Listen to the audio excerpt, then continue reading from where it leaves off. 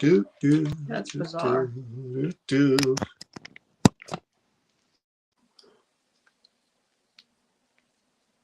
Can you guys hear?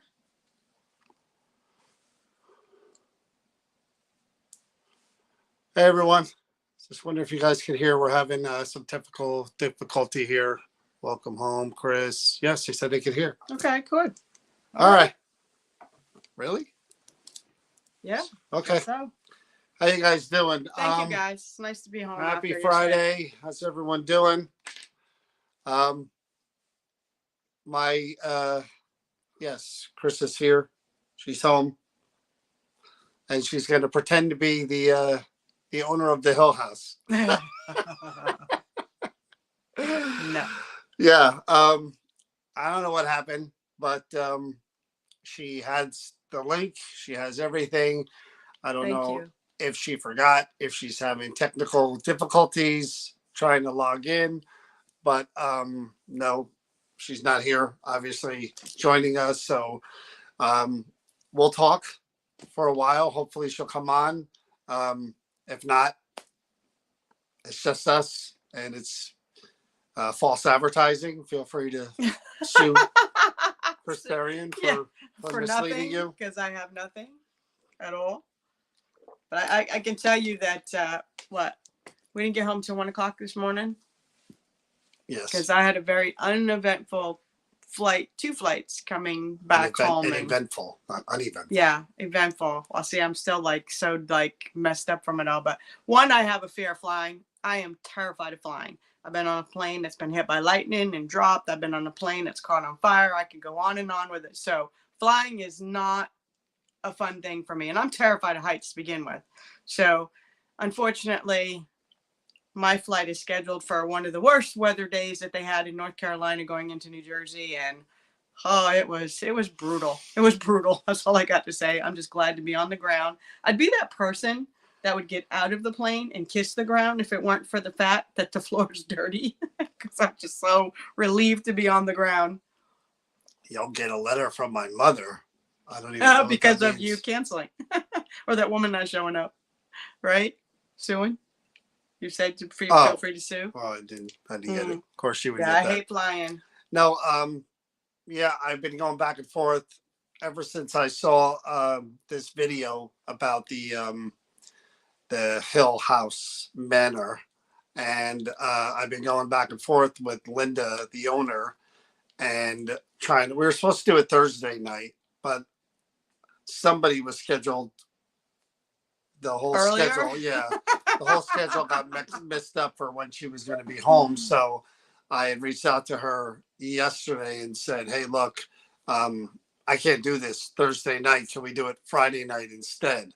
And she said, yeah, no problem. And I went back and forth and I sent her the link and I told her, look, if you have any problem with StreamYard, some people do, that give us a call and we'll walk you through it, because StreamYard is a little different if you have an Apple product or if you have anything but Apple.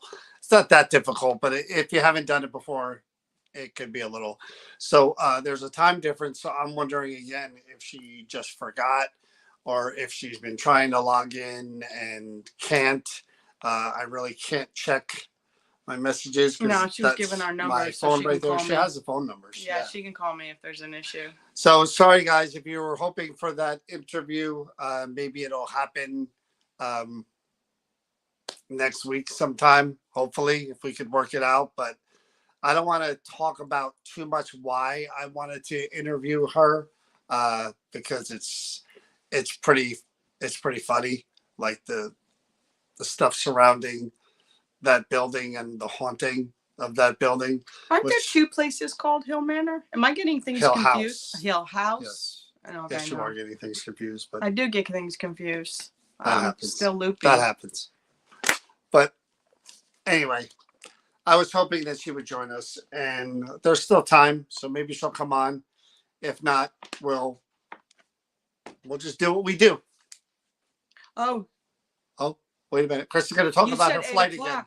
No. There's a time difference of an hour. She knew it was 8 o'clock our time. Well, she still might Maybe that might be the mess up. I wouldn't be surprised. I'm just saying it's a possibility. See, he nicks nays Oh and a Lord, help nays. me, help But me. watch at 9 o'clock if she doesn't pop on.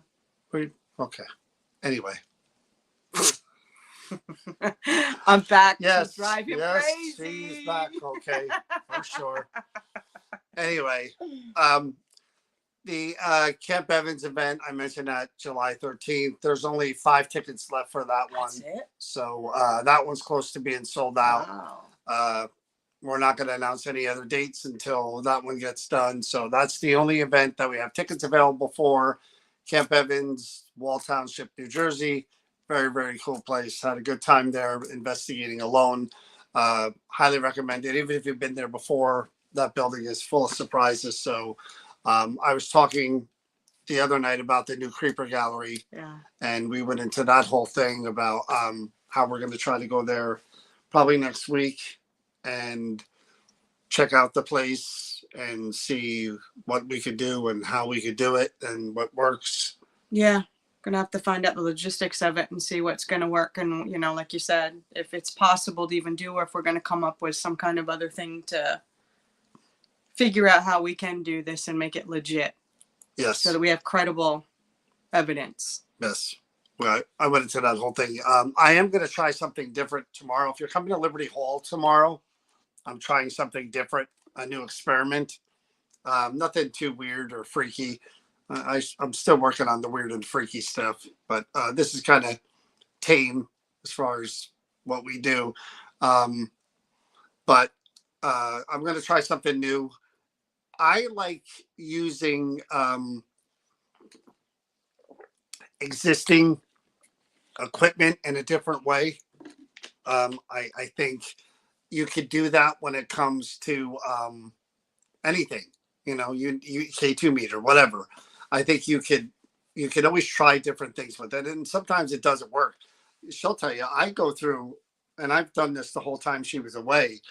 The poor cat was probably more freaked out than ever because I have cameras in different rooms and I have the spirit box running here and I'm doing something over there.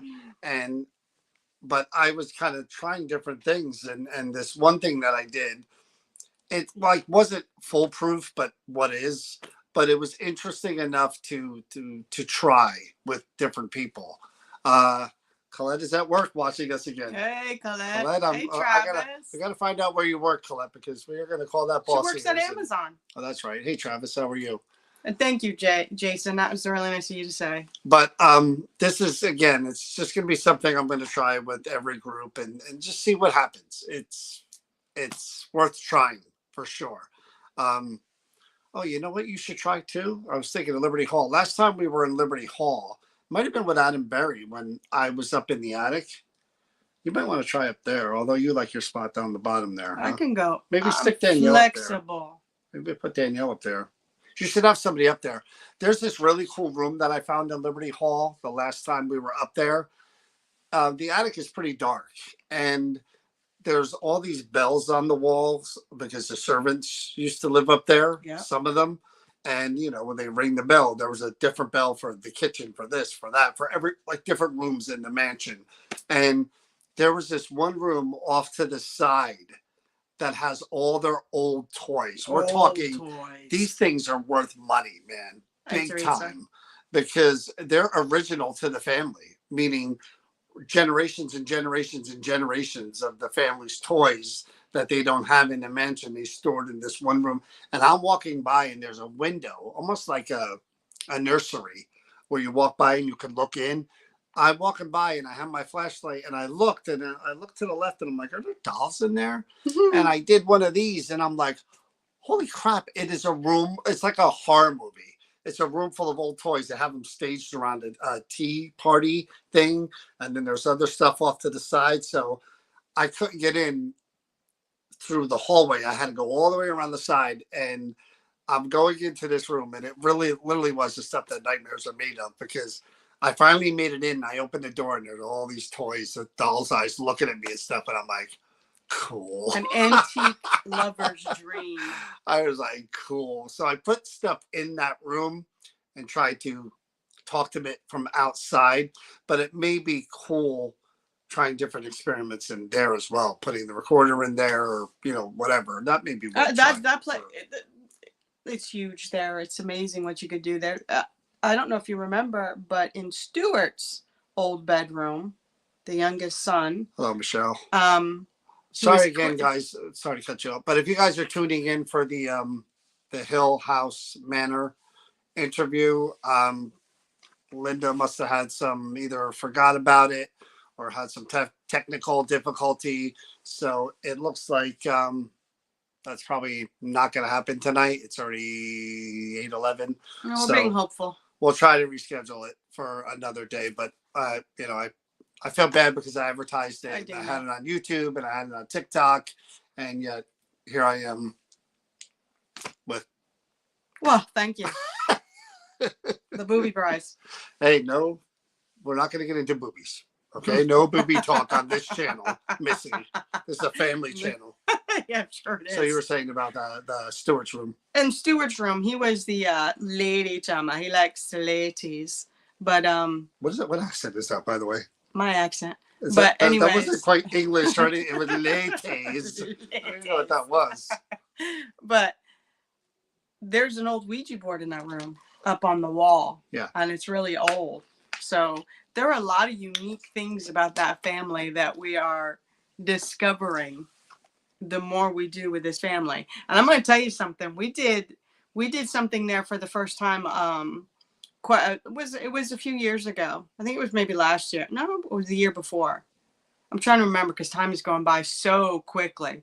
But it literally, we did this reading with these special cards that I have and Colleen has, and I did the reading in the room, and I flipped it over, and I told the historian there that the cards are saying that there's a secret.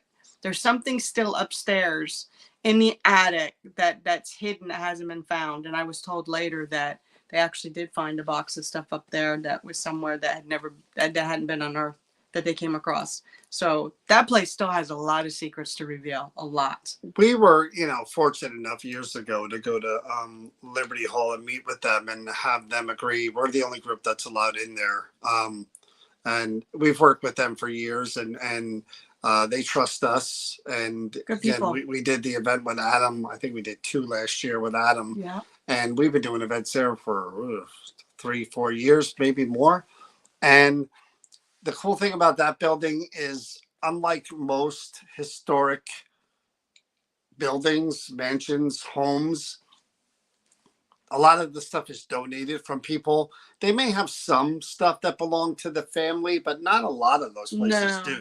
It's usually just period timing stuff. Yet Liberty Hall, every piece of furniture and everything in that building belonged to the Keane family. It's a time capsule. It literally, like I was telling John when the last times we were there, it's like you're walking through each generation when you go in there, from down in the basement where they have the old kitchen and stuff, and the oldest, part of the stuff that's down there. They have the original stuff that was used down there, to the newer part down there of the kitchen. You can see like where they added each kitchen through the time down in that basement. And then you start coming upstairs and you see all the time changes that start happening. And they literally, like, holidays, the Christmas, the Halloween, they bring out the actual stuff that the family decorated, including the old hard to find Halloween stuff and trees. I didn't know that. What? Patricia says Liberty Hall is having a tour to tell the stories of the enslaved individuals. Yeah, that's something. And they come through, especially in the carriage house. If you go in the carriage house, mostly upstairs on the top level, they come through up there.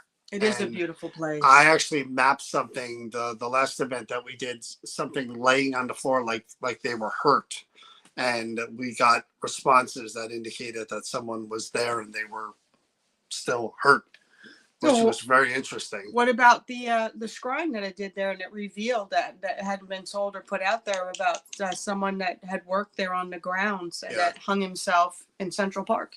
Yeah. And that wasn't told to us. that was literally during a scrying session that all pulled together, because it tied to someone who had just Yeah, lost somebody in the same way, and that spirit connected to that person in the scrying. And I said, why is this person, why are you seeing this in your mirror, these dangling legs? And later on, when the event was over, we were told what had happened, that somebody that had worked on the grounds had committed suicide by hanging. Yeah, the Kindred Spirit episode was weird because we had never been on a TV show before. I mean, we'd done our own cable access stuff, but that doesn't count.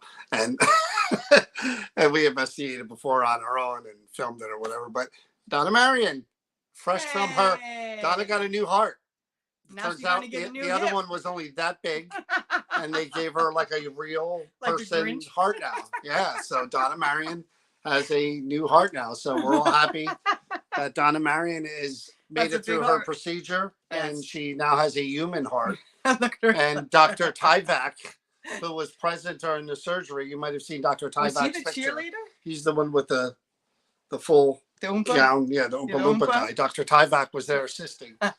So, but send what- good energy to her, because she's going to yes, be she's having having her another hip procedure. surgery on Monday. Yes, so positive energy Yes. with It's Donna. good to see you on here, Donna. So we did the Kindred Spirit episode. By the way, Creeper Gallery will be opening, I believe, Donna, correct me if I'm wrong, April 20th for their soft opening. So Donna won't be there, but Jay and I can't remember her name. Sorry if she's watching. They'll be there. So if you want to check out the new Creeper Gallery, you could do that on the 20th, 420. You know, where we all know what that day is. That's actually my daughter's birthday too, by the way. Yeah. 420. So Gotta give us the name of the other woman that works there, because I like her. So if you want to go by, check out the new Creeper Gallery starting April 20th. You can on the weekends. So, but back to Kindred Spirits. We had never done a TV show before. I had asked Kindred Spirits to come in because we are friends with Liberty Hall. And we wanted to get them featured on a TV show, one of the bigger ones. So, they arrive, and I would say they had 3 cameramen and 1 guy on the mic, as I recall. And it's just different watching it in person, Yeah. from when you watch it. And again, say what you want about Ghost Adventures, and I told you I can watch Zach investigate a Porta-John and be entertained. At least Ghost Adventures, they kind of show who's in the room. You know what I mean? And I don't want to go too far down that rabbit hole, but Ghost Adventures will show there's one guy holding a camera here, one guy there, and then there's another guy holding a mic. So you have an idea who's in the room. Kindred Spirits, the weirdest thing to get used to is anytime you're on TV doing anything, trying to have a casual conversation with cameras. Do it, and you see them, but you know that the viewer, isn't going to. And it's just so hard to be casual because they literally filmed them coming in the door and saying hello to me and Mary Ellen like 5 times. All right, you're going to come in the door. All right, again, this is where you, and it was like, how many times could you be like, hey, yeah, good, thanks for coming. They got to make sure they get the right lighting and everything is like done perfectly. Oh, it's just like, they got to have things to choose from. So, but I mean, it's not like they film everything like that. The investigation part is, which what I was surprised was straight through. Straightforward. They didn't edit. They didn't stop. They didn't say do that again. They just filmed it, which, again, to our surprise, when Tanya and I were there, we thought we were going to investigate with Adam and Amy. They said, could you guys come back later, like 2 of your teammates or whatever, and come back and investigate? Because that's when I had back surgery. So and we were like, yeah, cool. We get to investigate with Adam and Amy. Yeah. And we get there, they put the mics on, through your shirt, and you got the pack on the back. And they had these like lantern things that they were holding. And they're like, okay, we're going to film. So Tanya and I are standing there with Adam and Amy and whoever. And the cameramen are right on us. And Adam goes, okay, what we're going to do is we're going to watch you guys investigate. And we're going to monitor it from another area. And we were just like, seriously? And And they were like, yeah, because we want to see what you do and how you do it. So again, I'm really comfortable with the people we do this with, the New Jersey Paranormal group. Mostly Chris and Tanya and Kenny, because we've been together so long. So for anyone to say to us, we're turning the camera on, go over there and do it, we could do it in a heartbeat because we're so used to it. Yeah, it's natural. It doesn't intimidate us one bit. What was funny about it, and this is again behind the, what is it, the fourth wall? Um, Tanya and I aren't used to there being cameramen around. So everything that happened, we would point to the cameraman and be like, did you hear that? Tommy And they're would like, do that too. Tommy would go, did you hear that, guys? Did you they're hear like it? doing this, like, don't talk to us. We talk to them like, I can't tell you how many times we talk to them in the course of going into the different rooms. We're just like, and they would nod behind the camera like, yeah, we heard it. Just don't look at us. Don't talk to us. And that took some getting used to a little bit. You're supposed to just react to each other. Yeah, but it's a definite weird experience. And then, I don't know if you guys know this. You guys have been following us for a while, but Amy Allen flew me down to Beyond the Dead Files. And again, I tell the story all the time because I was so bummed out. I wasn't bummed out because we got to go to Arizona. It was a fantastic trip. And see the Grand Canyon, which I've always wanted to do. But on the show, I'm like, Amy, what am I going to be doing? You don't use paranormal investigators on your show. She's like, well, think of something. I'm going to have you come out for the last episode of the season. And I'm like, okay. So we're there for 3 days, just hanging, having a great time in Arizona. Then the night we were filming, we had to get there and it was late. And it's true. That's one thing I will say about that show. And I love Amy Allen. I was there and witnessed. Amy had no idea where she was going. Nope. I'm the one who drove her to the location. They literally were like, and you didn't know until the last minute. Yeah, they're like, sit in the car, in the rental car with Amy, and we're going to text you the address and then put it in your GPS and drive her there. She had no clue where she was going. And they literally, I drove her there. I parked the car and the cameramen are on her. And she starts that walkthrough thing the second she gets out of the car. Live. Boom. They're going. Which I thought was really impressive. Watching it from the other side of that and seeing for yourself that she literally had no idea where she was going, where they were taking her, it was at a weird meetup too. It was like this abandoned. Yeah, was it a gas station? Yeah. We pulled into this little gas station which up on was this probably hillway, 2-3 miles away from where the investigation and really was. far away from where she was staying too. That's the crazy part. They really made sure that there was no. But the funny thing is that John and I walked around the town during the day just to see what it was all like and stuff, and we ended up touring that very building that you went because I had to drive ahead and go park while they did what they did and wait for John to be done to come out. And I'm parked, and although it's cute because I pull up to this building at nighttime and I look over and I go, oh my gosh, this, even though everything's blacked out, because I black out everything, they can't. And I want to say this to people who don't know that's, you see from TV, but you don't see from the other side. So when John and Amy pulled up, what they pulled up to was a building that all the signs and everything are blacked out. You can't even see what this building is. All the windows, any opening, the door, everything's blacked out where they can't even identify what it is. Well, it's funny, again, behind the scenes stuff. I'm in the SUV with Amy and we're waiting for them to text me they mic you before you go there. And John doesn't know what a hot mic is. At least he didn't then.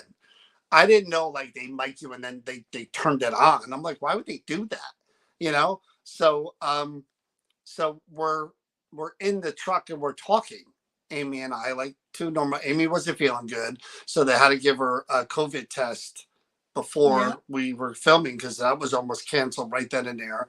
So Amy's ex-husband is the guy who walks around and follows her with the camera, the bald guy. So I'm like, Amy, that dude with the camera, what does he really do? They're filming you with other cameras. Why does he have to hold the camera and follow you? And he don't really do anything or add anything to the show. And she goes like this, mouths the word hot mic to me and taps her mic. And I'm like, So this guy heard everything you said. so I'm like, but he is really good at what he does. I tried to like spin it really quick. So we get to the location and Amy gets out and she's doing her thing, her reading. And I now go into a van where I can see the cameras and I can hear all the audio. Amy curses like a truck driver. That editing crew, They got my their work cut out God, it's F this shit that. And I was just like, she's passionate. She's so very my passionate. job was to take notes of her walkthrough. Yeah. And I had 2 areas to do EVP sessions, 10 questions each based on the notes that I took. Now, if you're involved in this field, you know that EVPs are not common. No. You could go 4 hours, 5 hours without getting one if you're lucky. Trying to get when you can hear one in a matter of, we set up, we were in one area for 10 minutes to shoot that. And then we set up downstairs. So it was probably 30 minutes total that I had of asking questions, maybe a little longer. And the bright lights are on me. I'm sweating like a pig. And, so, but the funny thing was, I know Amy. I've met Amy before she came to the expo all those years. So when they're like, come in through the door and walk over to Amy and just say to Amy, all right, Amy, I'm here, what do you need me for? And Amy was off camera and she knew they were just filming me. So when I walk in, this big smile on her face, and she's like watching me say my line. And I laughed because I'm walking towards her and she's big smile and she's watching me and I'm just like, hey, Amy, and I laughed. And then her production people were kind of like, no nonsense. So like, all right, go back out and do it again. So I come back in again and I said the line, but I was smiling. So they're like, could you not smile this time? Go back out and do it. And I'm like, I'm not a freaking actor. I'm So I go out and I'm like, all right, okay, all right. So I come in, when I walk up to her, I said, hey, Amy. And she's like, hi, John, thanks for coming. I'm like, okay, what exactly am I doing here? And then, cut. All right. And then they filmed her say whatever she was going to say. Did you get to pick where you wanted to go or they picked No, it for you? they picked where. So would you think you would have picked different areas? The basement, she did say a lot of stuff was down there.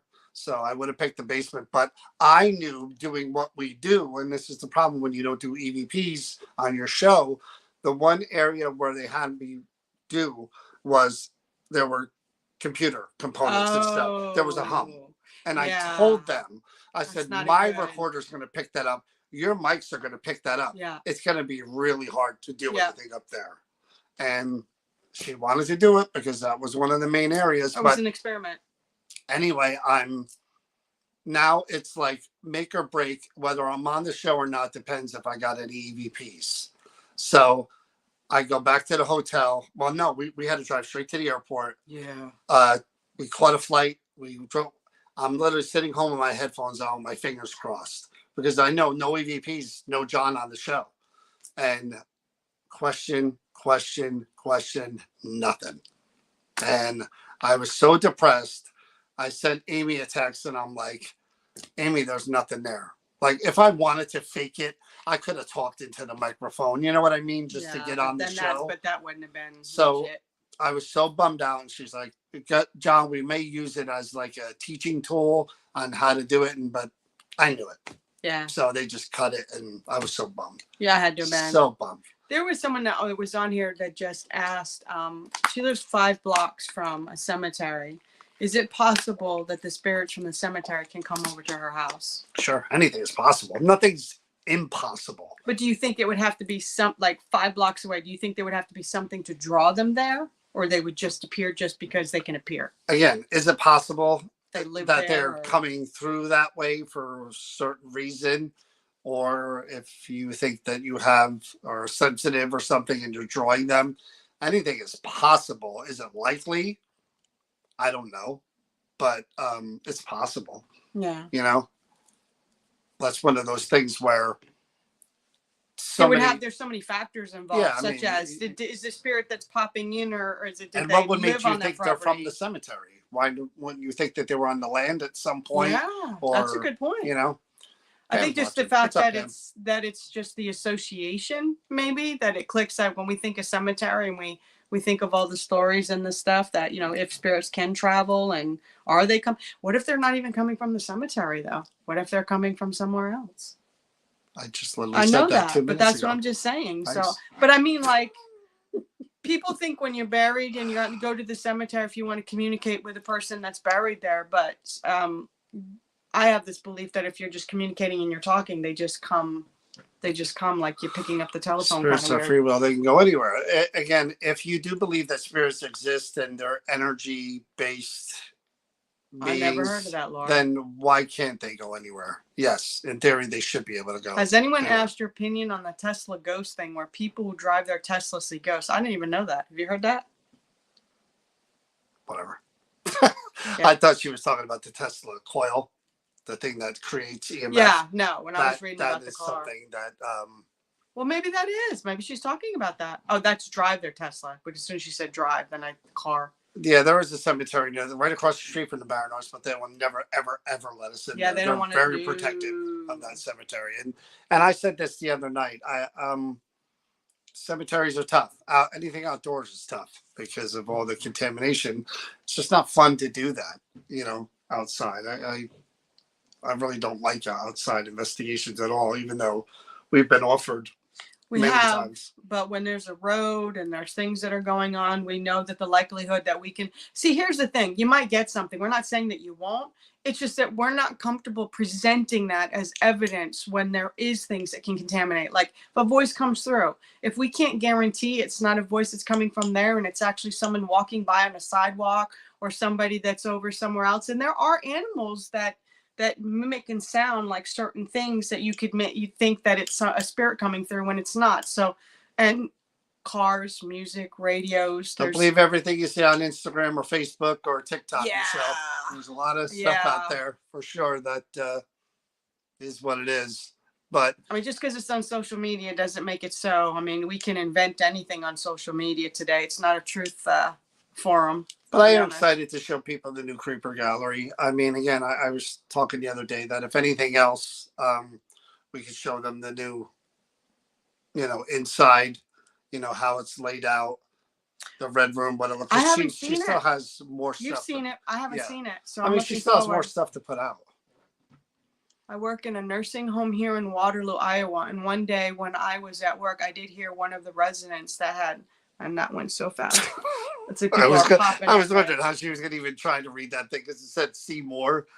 That was funny. But no, I'm working on getting somebody. There's actually 2 guests that I'm going to have on in the next few weeks that I'm hoping show up. But one is that's cool, Robin. Another very, very interesting story and background. It's kind of like Judy Hartke.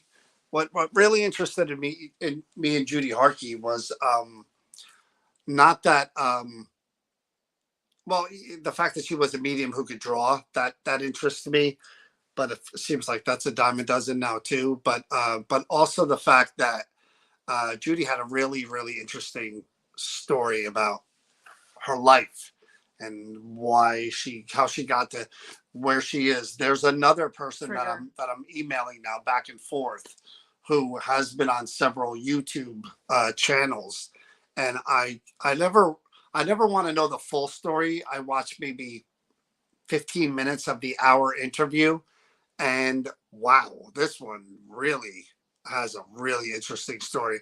And she thought her interesting story was the near death. No, and it turned out to be how she became that psychic. was that much. I don't want to ruin. No, I know. I just learned about it today, and I was excited. I don't want to talk about that either. What?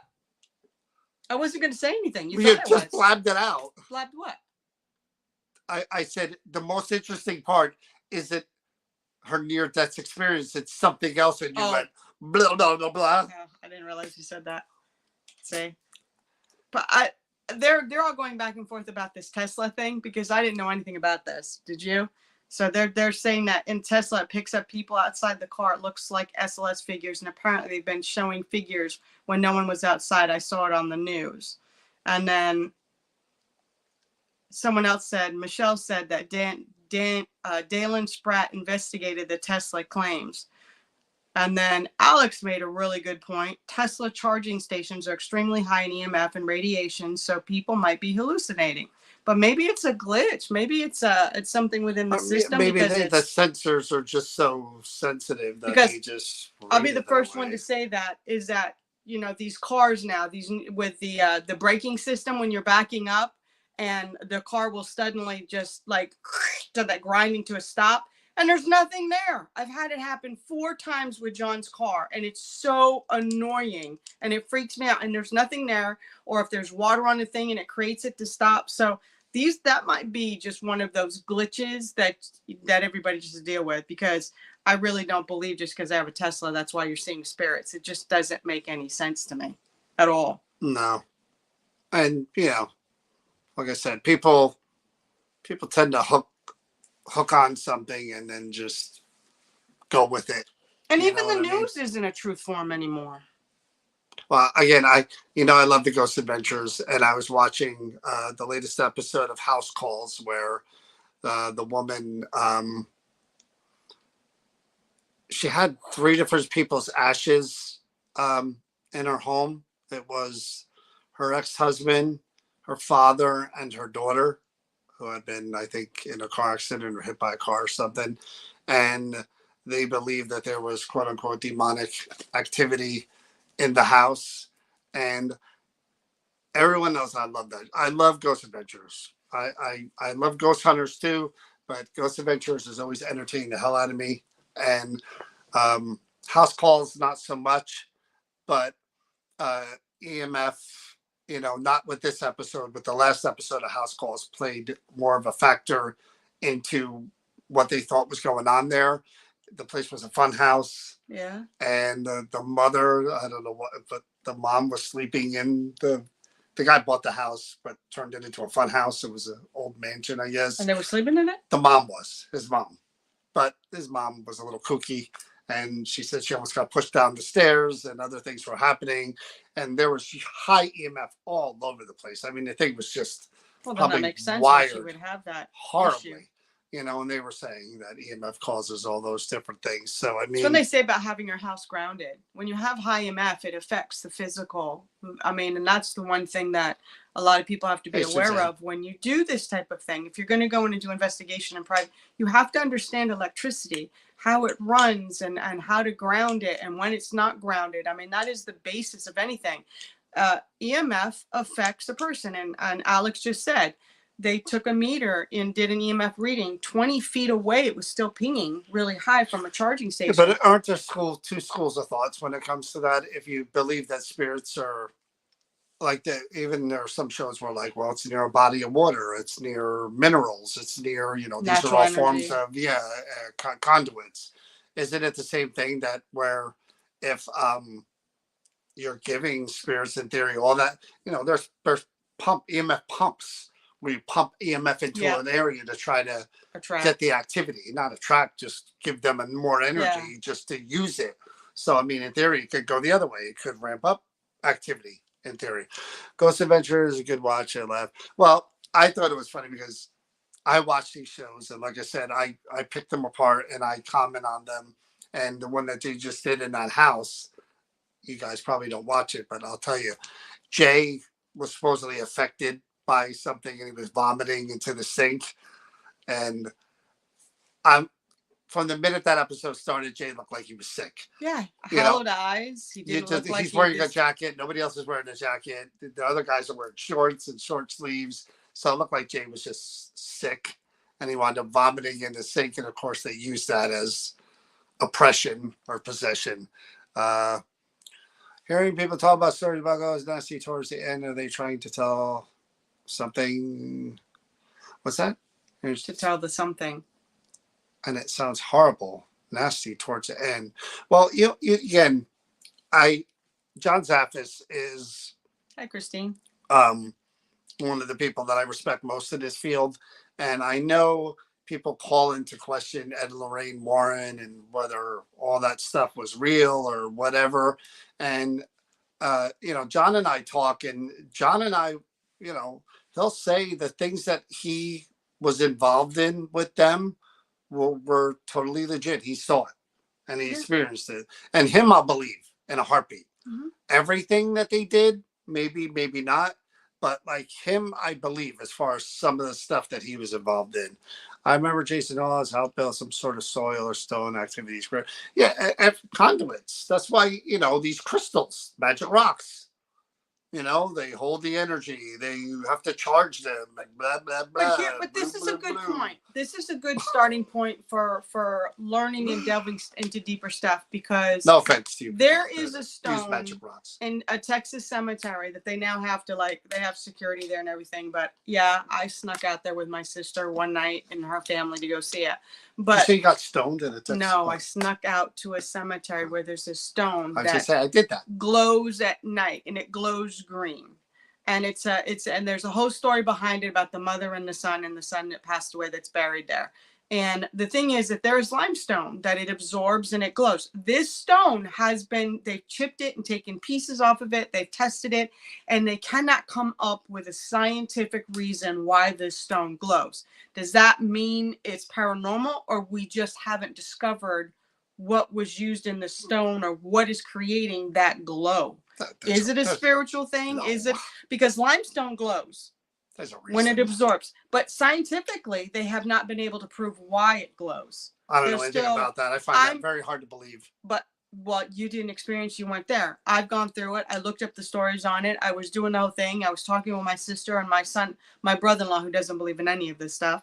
And we were going through all the different things. And he even said, it's a head scratcher, but the alien. There you go, Alex. Maybe that's the answer. But it's a tragic story. And whenever you put emotion on top of stuff, it's really easy to jump to something that's supernatural because it feeds something instead of the logical. But bringing up the thing about it's built on this land, and there's this stone, this rock, and there seems to be an energy force or something like water. Water is considered to be a conduit of energy that can create. But these are the different things that you have to be aware of when you're doing investigation. Well, it's funny to me in certain cases, like people will tell the story about, certain buildings, like they developed them or they remodeled them, and they're not the same as they were, let's say, when the person who lived there that passed. So people are like, well, why did they, see whatever? Well, there weren't walls here when that guy lived here. So the spirit is confused. That's why he, goes this way and not that way. And we used to always get into this thing about the Caldwell Parsonage, which we only do once a year. In Union, Hannah Caldwell was killed in the building in the 1700s, 1780 something, I believe. And right in front of her children, and they dragged her body out. They burned the house to the ground. So people will always say, well, how could the new building be haunted? It was built right on top of the old area where the old house was. But again, if you believe that spirits react in a way in an area that, that kind of is different to them. These walls weren't there. This floor wasn't, there built. Well, it's the same with land. The spirits are going to occupy the land, not the building necessarily. And maybe they are in the land and the building's built, and then here they come. Here's this building again. They occupy it or they're around it, And belief systems, I think, the way people believe and interpret things and how they feel, I think, create different types of settings and reasons why things get haunted. I don't think it's like, all right, some believe that land is haunted. Some believe that building is haunted. Yeah, stone tape. A person being haunted. And I don't mean possessed. I mean a person being haunted. So I was a person that was haunted. Wherever I went, it followed everywhere that I went. See, that's a hard one for me to. It is. You don't believe in it. That's fine. You've never experienced it, but I did. That was my reality. So again, you have to see to believe. I understand that, but it didn't make it any less real for me. So there are different, objects Is the object itself haunted, or is it that when we're speaking to this object or things are happening or it's in our vicinity that we're creating it, the energy with, the belief that it's like Amityville horror, like we talk about. Why is it that one family that happened to, and then other people live there and nothing? It could be a certain energy of the person that triggers it. So there's Yeah. 100 million reasons why or not why. And science. You can't rule out the science of everything. Yeah. I mean, again, we were watching that thing on Netflix about the devil made me do it thing. And again, you watch things, you're like, part of your brain goes, okay, this eyewitness says that, this eyewitness says this one saw this. And then the older brother of the kid who was possessed says it was all fake. I was in the house. I saw them kind of, influence this kid by saying, well, he's oppressed and possessed, and you're going to know because things are going to get worse. And that was he's going to start cursing and spitting, and right in front of the kid. Yeah. So what do you think happened the next day? F you, two, spitting. And he was the odd kid out. Like, but you watch stuff like that and you go, well, what's real? You have these 2 or 3 eyewitnesses saying this, and then you have the other guy saying that. Is it a collective belief of where some people just, not to say that it is real to them. Oh yeah. But they're kind of part of the psychosis of what's going on. But you say psychosis, but there's another side of that too. There can also be if something is happening and other certain family members don't want to admit or even to buy it because then they don't want to face or believe or even some acknowledge. People are just logical. I'm giving you can't have it all your way. The point is you got to play devil's advocate and you got to look at it from all sides of the aspect of all of it. You have some that just dive right into it and believe 100%, 100, that happened, confirm. Even if they didn't see, they're going to buy into it and they're going to say it because they like the narrative and they just want to be part of it. And then you got someone else said, yeah, that happened, but I'm not going to say it happened. We're not going to be labeled as wacky. I'm not going to believe it because I'm not going to acknowledge it. It happened, but I'm not going to tell you it happened. I'm going to tell you, nope, that never happened. There's different things that go along with it. And you got to take in, we've all experienced this, we're all in that age, that what we remembered as facts kind of gets a little distorted and twisted and melded with other stories. Me and my sisters go back and we talk about our childhood. And my one sister will tell me one thing. And I'm like, oh, that's not the way I remember it. And then my sister will say 3 different people at the same event saying, well, no, I remember it this way. So we all have our interpretation of what is happening at that point in time. And as you get older, you do kind of meld some of those stories together. I've heard it and experienced it. Cha-cha. You know what I'm saying? I know what you're saying.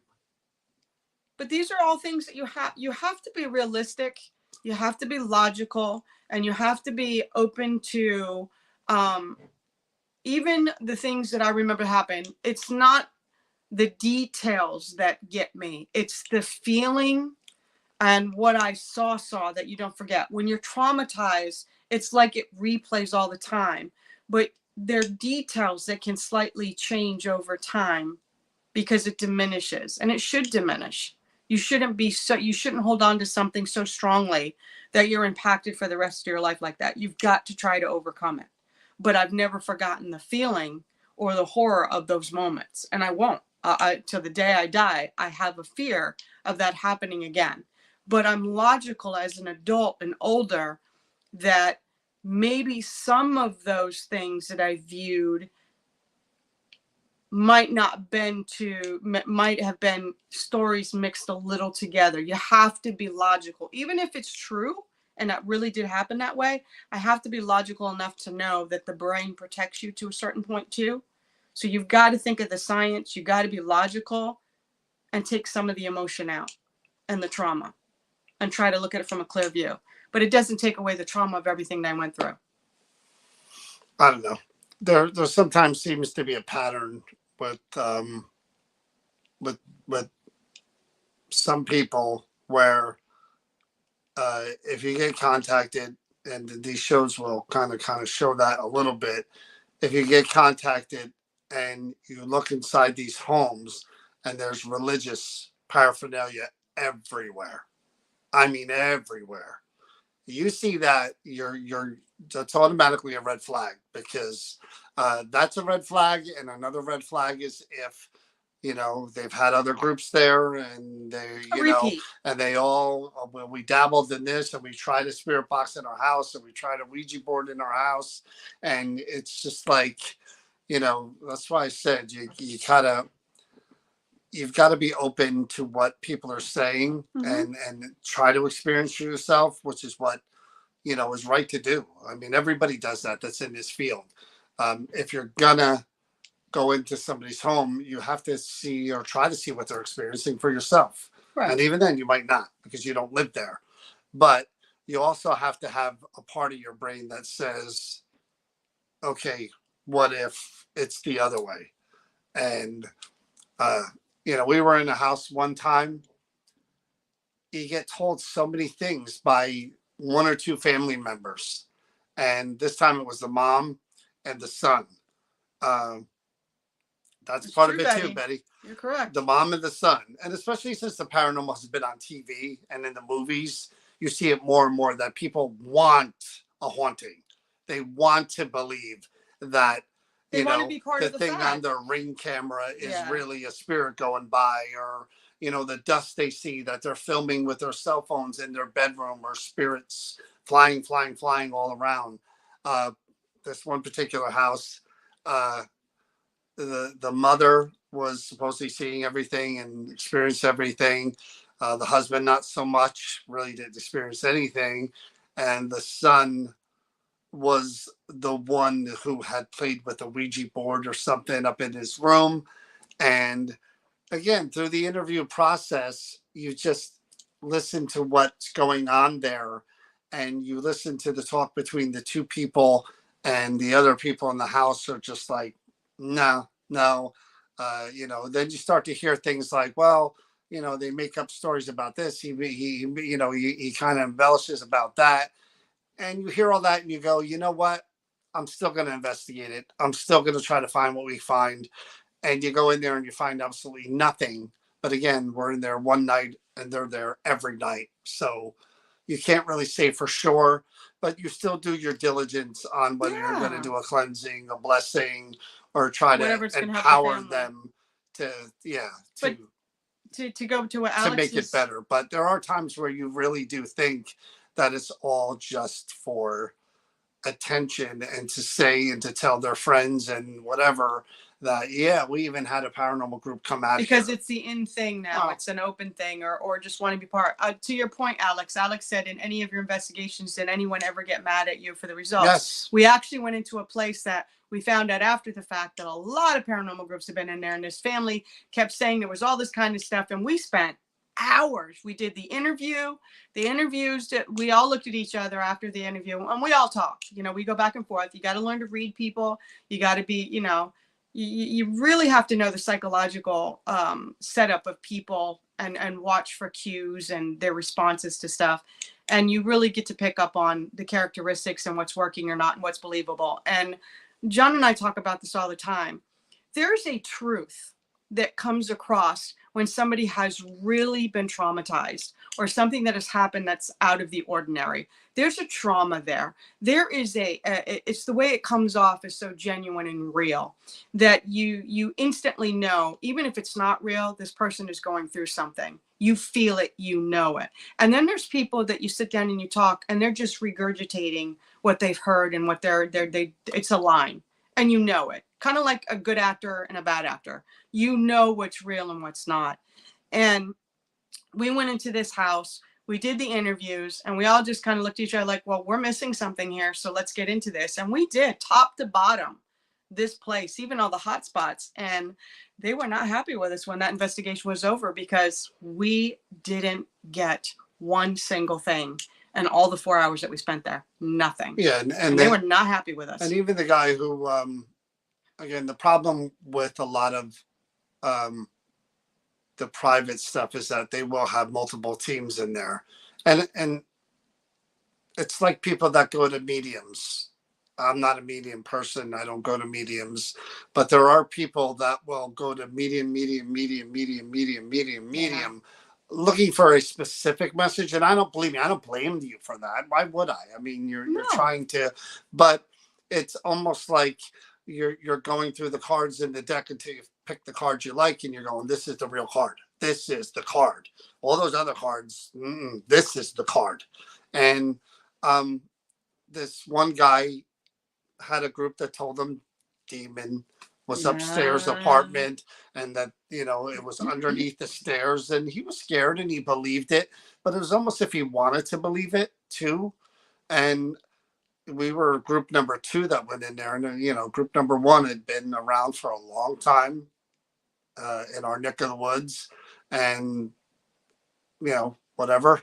And we went in there and we were like, we didn't get any of the stuff that they said they got. But then again, we don't have any mediums that we bring in with us unless it's requested. If it's requested, we will bring in people we trust. But if not, we go in there ourselves initially. And this is who told this guy. They had a bunch of sensitives in their group, 3 women, and they were all sensitive. And guess what? They put on a great show of this is there. Oh my God, that's there. And the demon now moved over there, and the demon is over there. Well, I can't do anything about that. I'm not a sensitive or psychic or a medium. We saw what we saw. We found logical explanation for all the shadow figures. The guy lived on a damn main road. He had mirrors everywhere that light was reflecting off of and casting shadows. We gave him a logical explanation for every single claim that he had except for one. And the one claim he had that we couldn't figure out was that there were footsteps he would hear in the upstairs apartment that he would, at one time, someone rented out that he kicked out. And there was stuff in the toilet. Never heard a ghost doing anything in the toilet. Wasn't there like a pentagram or something that kept appearing too? No. But the guy who lived there supposedly was in the occult. He had books and stuff. So there was a bed, whatever. He kicked the guy out, whatever. Well, again, we found nothing. We found reasons for everything but those things. He wasn't happy about that. But lo and behold, a few months later, get a call from the guy. He caught the guy who used to live up there that he kicked out, climbing up the side of his house, going in the window to his old apartment and messing with him. So he was terrorizing him. He caught him. Yeah, there you go. See, no demon. There was no demon there. Yet somebody said there was. And those people should be called out. They should be called out. Yeah, people got to stop doing that because people. But that was his job to call them out, not mine. He should have done that. Colette, I believe in that 100%. That you're because we are based on energy, and if we are super highly, this is why I think poltergeist activity focuses around teenagers a lot too. That you see that I believe that. I know you don't, but I believe that we can actually create sometimes when we get really, really worked up. But it's extreme, and it's rare. It's not a typical thing, but I do believe in that. I believe in that possibility. I don't believe in that. Only poltergeist activity exists around teenage girls. No, I said it tends to be. I didn't say girls. I said teenagers. No, I'm just saying. It's an example of because we all identify when we're teenagers that emotion that is so overwhelming. That is the best way to explain the poltergeist activity and why it happens. But there are adults who have those same issues with emotions. Because adults can have that, but you identify so easily understanding that type of emotion because some of us learn as we get older. It's not so overwhelming. We learn to adjust. I just said that. So but most of us do learn how to handle our emotions. But I'm saying you can't slap a label and say, this type of activity only exists around. I didn't say it did, but I think I'm just saying people do that. And to do that is kind of like, so there's a special kind of spirit that is only drawn out by teenage girls. No. I didn't say girls. I'm not talking about you. Oh, you're saying it. I'm just saying. I said teenagers in general. I think that there's a higher emotion that happens with. And it's easy to identify and understand that emotion when you think about your teenage years. We're all just one big emotion pus to and we lose that after our teenage years. No, we don't lose it, but we learn, some of us, not all of us, learn as we get older and we mature how to handle those emotions, and we get more comfortable in our skin, and we don't have the outburst, and we don't Well, have and it I'm over saying radiating. that if that type of energy or spirit existed, let's say it's possible that that's what draws that energy or that type of haunting. Mm-hmm. We know for a fact now because of things have labels now, Right. as far as conditions, the human condition. And there are a lot of adults that deal with emotional They do. issues, a lot of them. They do. So why would that type of haunting or spirit just affect teenage girls and not adults with those same type? It doesn't make any sense It whatsoever. would, but I don't think it's as I think common. it's just a label that they applied to this thing for whatever it made reason. it easy to identify. To me, with. poltergeist activity means things are moving, things are coming and being thrown, and But it usually happens in the presence of someone who is really emotionally out of But why control. does it only have to be a girl, teenage girl? How come you identify with the teenage girls? Because that's the presented? rumor. That's what Is they it? say. That's. I'm asking that because I don't. I just say teenager, and like you keep saying that. I guess it is. I guess because of Enfield. That's the one that's really like publicized and out there.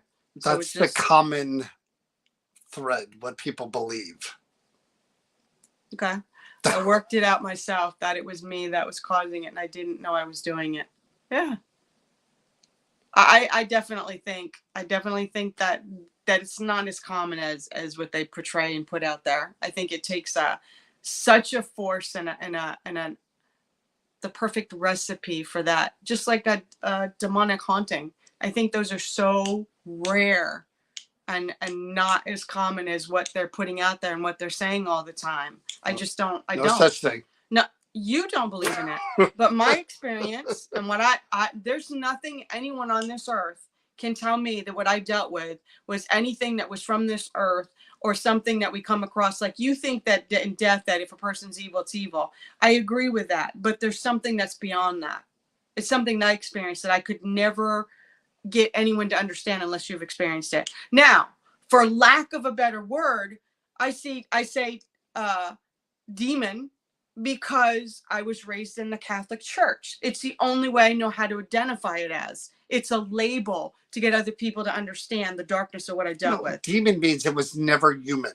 And I don't think whatever it was not of this earth.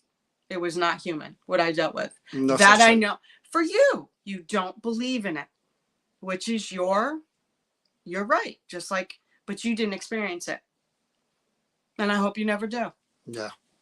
I hope I do, because then I'll believe it. No, you don't want to. I don't. You don't want to. I don't believe it at all. But that's me. I hope you never do. So, again, I don't know what happened with Linda Hill. I'm sure I'll check my messages when we're done here. And I don't know. Like I said, maybe she forgot or she was just having a hard time logging on. Yeah. Hopefully we can do this again with her and reschedule it. I'm interested in learning about her stuff. I think it would have been funny and interesting and all those things. But like I said, I am working on 2 other people, near-death experience person who we've actually spoken to before many moons ago, and another medium who really had some really, really interesting story. That's what I'm drawn to. I'm drawn to finding about this person. From what I only listened up to a certain age, and I was like, yeah, there's enough there to. And I messaged this person saying, we can talk about the near-death stuff, but the other stuff is way more fascinating. And then, like I said, next week we'll head to the new Creeper Gallery. I saw Donna was back on with her new heart, and I don't know, maybe Donna will be a little more kind to me with that new heart of hers. Maybe. I saw Tyvek. She was working poor Tyvek to the bone. Tyvek was working with his outfit on, and really, Tyvek really, she puts him through the ringer. Poor Tyvek. There you go, Laura. We need another Bigfoot person. Really? You guys want to talk about Bigfoot again, huh? Good luck to your son, Lauren. He's going to enjoy it. Bigfoot was one and done for me. Aliens, maybe. But Bigfoot, I don't know if I can get into that. I was watching this. I would like you to bring back the other guy you had on here. He was pretty interesting. Mike is a good guy. But I was watching another interview with a Bigfoot guy. and I don't think he watches us, so I don't have to worry about getting in trouble here. You sure? But he was referring to them as spirits of the woods, and how he uses similar equipment for spirits as he does for Bigfoot and the big feet, whatever you call plural Bigfoot. They use the equipment the same way. And I was like, yeah, okay, Jersey Devil. I don't believe in the Jersey Devil either, Lorraine. So I don't think we're gonna have much of a discussion about that either. Anyway, that's it. We'll see you guys. We'll do a whole wrap up of the Liberty Hall event, bunch of pictures, and we'll talk about what happened. And maybe you guys are going to be there. If you want to come on Sunday or Monday, talk about that, we can. But we'll be back at the Creeper Gallery probably Tuesday or Wednesday night. You'll be able to check that out and see what we can and cannot do there. But this was fun, even without Linda Hill. Hope you guys didn't mind that we couldn't do it. I apologize again for all the advertising that I did. Get stuck with us. Instead, I get stuck with. Good night, everybody. Be safe, stay healthy, and please remember to be kind. It makes a difference. Good night. Sure, it does. And remember, thoughts and prayers. Good energy for Donna for her procedure on Monday. Donna, we're all right there with you. Hope it all goes well. See, last word freak has to. She will not let me get the last word.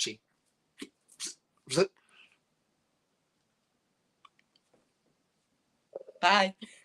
Night, everybody.